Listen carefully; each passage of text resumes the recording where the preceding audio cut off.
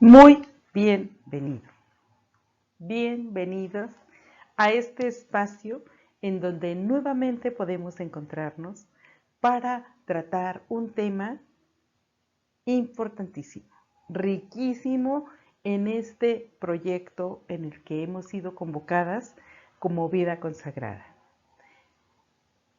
Dentro de la vida consagrada vamos a encontrar elementos, vamos a encontrar ambientes, espacios, lugares en donde se considera como tradicional el ir a predicar el Evangelio, el ir a un campo de misión. Y en esta ocasión, bueno, quiero invitarte a visualizarlo en ese campo tradicional en el que somos una parte muy importante. Gracias por estar aquí. Soy Teresa de Jesús Raigosa y quiero compartir contigo esta parte tan importante dentro de lo que es la vida de la misión de la vida consagrada. La vida misionera dentro de la vida consagrada.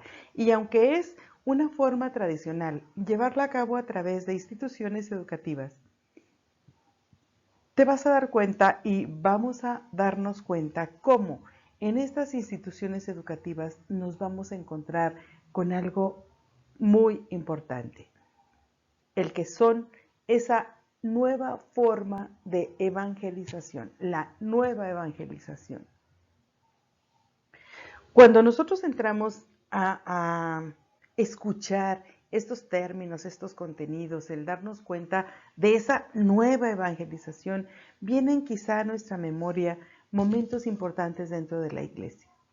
Y esos momentos importantes dentro de la iglesia puedes visualizarlos quizá al pensar que ha habido reuniones de obispos, reuniones importantes dentro de la iglesia de las que se han emitido documentos importantes que evidencian estas búsquedas en las que han llegado a acuerdos importantes.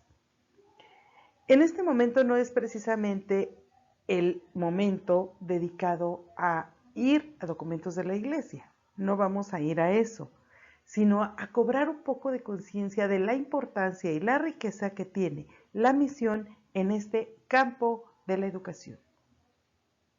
Y te lo menciono y te lo recalco como algo importante en donde muchas veces se considera un tema como muy obsoleto, viejo, otra vez a la escuela, otra vez en la escuela la misión. Si la iglesia nos pide que vayamos, en la escuela está el semillero de materia prima para la misión.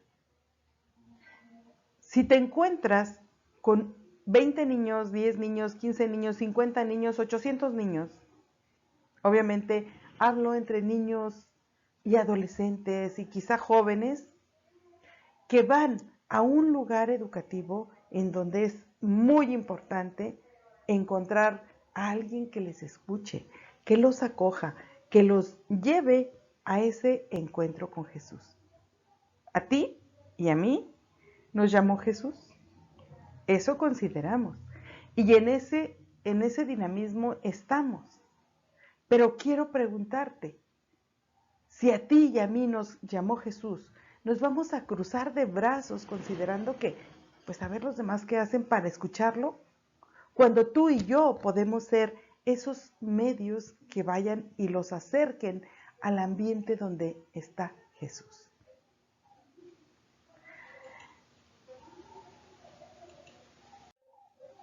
Cuando vamos caminando en esta línea, vamos a darnos cuenta que precisamente ir a las instituciones educativas en donde se maneja, se vive, se proyecta una nueva evangelización, es probable que nos demos cuenta que en la medida que avanzamos, vamos a distinguir, a diferenciar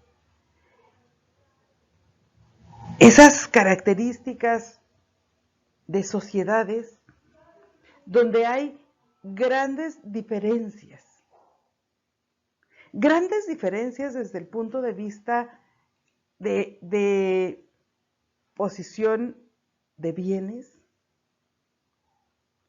y que por lo tanto no puedes dejar de ser, no pueden dejar de ser sociedades conflictivas. ¿Por qué? Cuando tú llegas a una escuela, el primer día de clases que inicias tu trabajo con un determinado grupo, si lanzas una mirada hacia los presentes, te vas a encontrar con miraditas suspicaces, agresivas, unas miraditas candorosas, porque no dejan de ser niños, y otras en donde te están tomando la medida. O sea, tú eres el blanco en ese momento. ¿Qué quiero decir con esto o para qué lo menciono? Somos parte de una sociedad y de una iglesia. Y al estar dentro de esta sociedad y dentro de esta iglesia, nos vamos a dar cuenta cómo nuestro proceso misionero arranca en un campo fructífero. Porque algo que vas a alguien a quien te vas a acercar es precisamente la infancia y la juventud. Los adolescentes. Esos niños, esos adolescentes, esos jóvenes que quizá estén viviendo o hayan vivido alguna etapa o etapas de dificultad, dada la situación de nuestra sociedad. En un gran número de hogares se vive una situación de indiferencia, una situación de una familia rota, una familia agredida por el descrédito de los ambientes sociales, de que son gente pobre o que son gente rica y entonces ricos o pobres son personas. Y son personas que requieren ese acercamiento a Jesús. Cuando Jesús toca el corazón del ser humano, no se fija en circunstancias, en ambientes, en líneas sociales. No se fija si traes un billete de 500 pesos o traes el pantalón roto porque ya no puedes traerlo más, porque está totalmente acabado. Jesús no va a detenerse en lo que el ser humano se fija. Jesús va a esa liberación, a ese impacto que el corazón del ser humano está requiriendo. ¿Qué requiere? Hacer vida a los mandamientos. ¿Qué sucede cuando Jesús invita al joven rico a seguirlo? Bueno, lo invita porque más bien le dice qué necesita para seguirlo, porque el joven rico cree que lo ha cumplido todo, cree que lo ha aprendido ya todo, ya lo sabe todo. Y entonces, maestro, dime, ¿qué puedo hacer para ir contigo, para seguirte? En primer lugar, ¿por qué me llamas bueno? Bueno es solo Dios. Pero si quieres, anda, vende todo lo que tienes, repártelo a los pobres y entonces ven y sígueme. Entonces, hermanas, no es un campo de misión el ir y mostrarles a los niños, a los adolescentes, a los jóvenes. Y de ribete, como dirían en mi rancho, y de ribete, ir a sus familias y mostrarles cuál es esa expresión de evangelio que Jesús nos convoca, a la que Jesús nos convoca. De verdad, esta característica misionera es una forma de entrar en ese dinamismo dentro de la sociedad que trae tendencias secularistas Y que si nos detenemos, los niños, así como son de transparentes, también no se detienen en decirle a otro compañero que no lo quieren, que no lo aceptan, que no es de su clase social, que es un desgarrado, que nadie lo quiere, que anda pestoso, que no se ha bañado. O sea, los niños no se miden para decir las cosas. ¿Qué te toca a ti si entras en esa misión de escuela, en esa misión de campo educativo? En primer lugar, algo importante que vas a abordar es acercarte a esa dinámica en la que el ser humano está atorado, está frenado frente a las realidades que tiene ahí. Y entonces, mediante estas características, mediante estos momentos en los que te vas a encontrar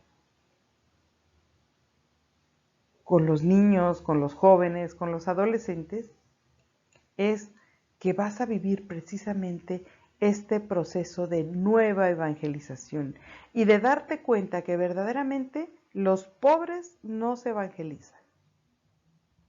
Entonces, estos ambientes secularistas, es decir, que quieren suprimir el sentido religioso y quieren suprimirlo precisamente porque si te relegan o nos relegan a nosotros, campo religioso, a nosotros, personas de vida consagrada, entonces van haciendo a un lado el fenómeno que ellos consideran, ese fenómeno religioso, a la esfera de lo privado. ¿Por qué?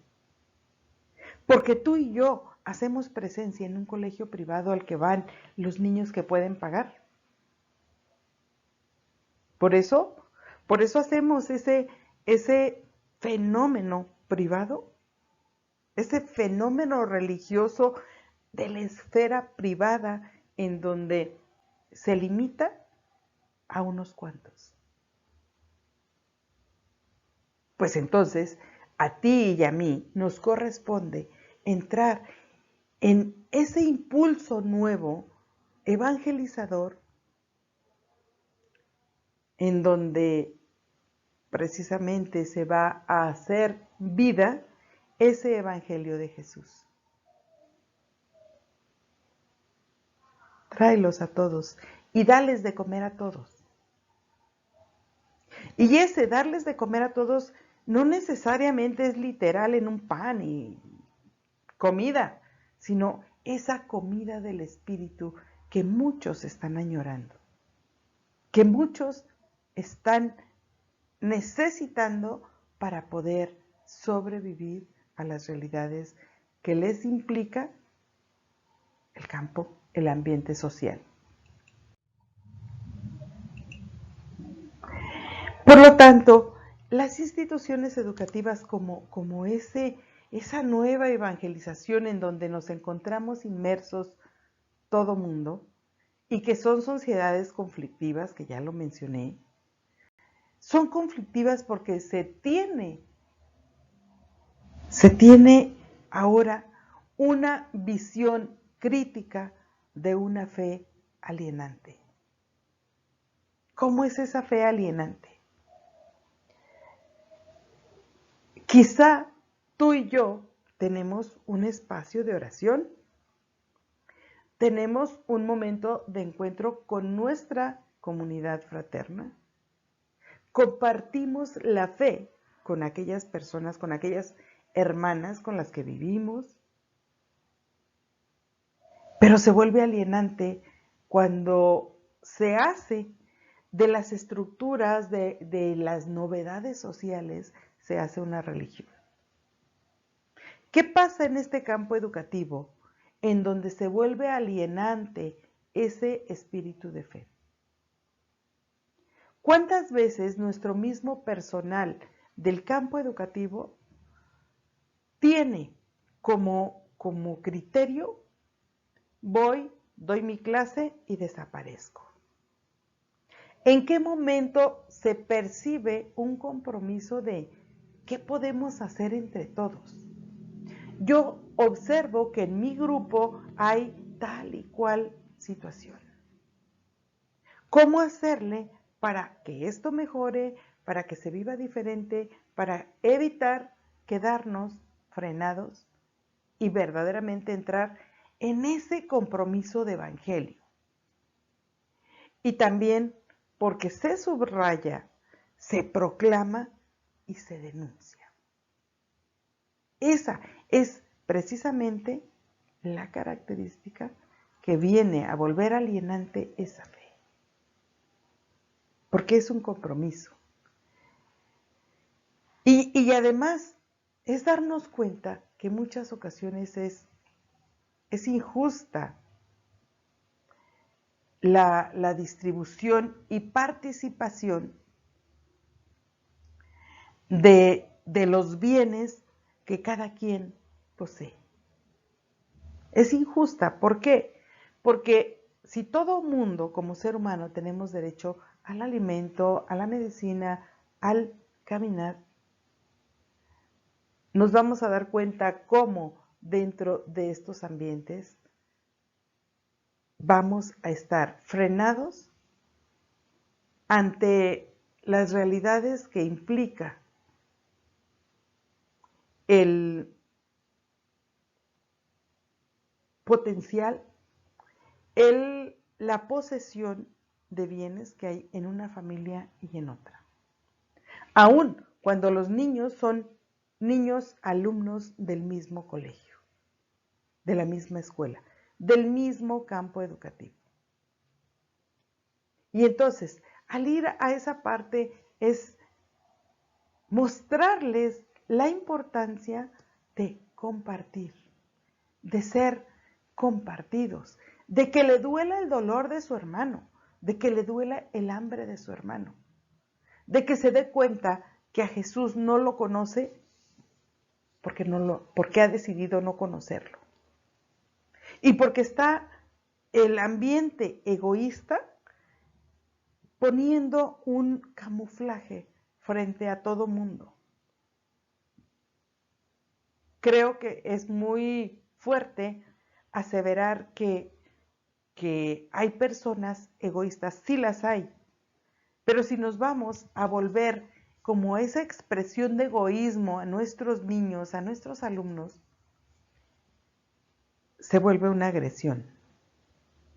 ¿Cómo entonces vamos a permitir, vamos a permear ese mensaje de evangelio, aprovechando este espacio para la nueva evangelización?